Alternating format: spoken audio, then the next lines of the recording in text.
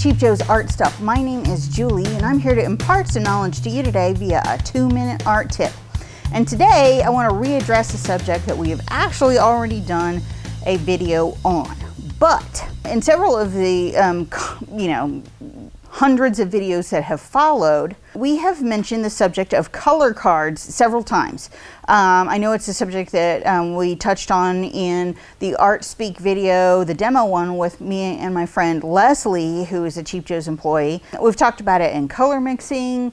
We've talked about it several times, and when we bring it up, there's always somebody who has a comment and a question going, what's color cards? What are you talking about? Blah, blah, blah.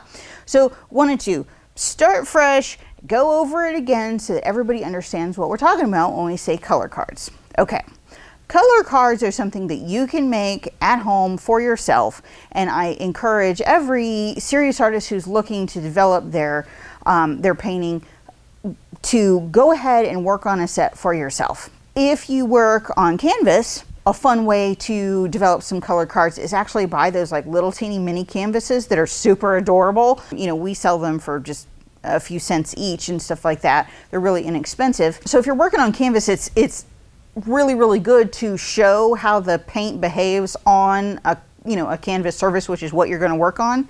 And what you do is you build a library of your go-to colors that you use all the time, and I put them in like mass tone and also like in a wash or thinned out into a glaze, whatever.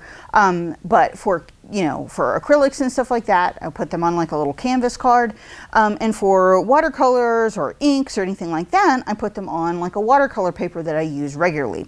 So these are on Kilimanjaro, and these are actually my friend Leslie's color cards. I forgot mine. But I want to show you basically how they work. You know, basically what she's got is a library of colors that she uses often, so she can use them as a quick reference guide for making color selections on the fly. For instance, we have like just a little demo wash piece here, and just by kind of flipping through your color cards, it's interesting because you can look and kind of get inspired with maybe some color combinations that maybe aren't natural to you, like it's not something that you would choose on your own. So you can see that this is a really kind of dynamic combo. This is, kind of within the same color family, so this is a little bit more subtle and stuff like this. But for each of these colors, she has got the name of the watercolor written on the back. Color cards are a really valuable, handy go-to tool when you need them.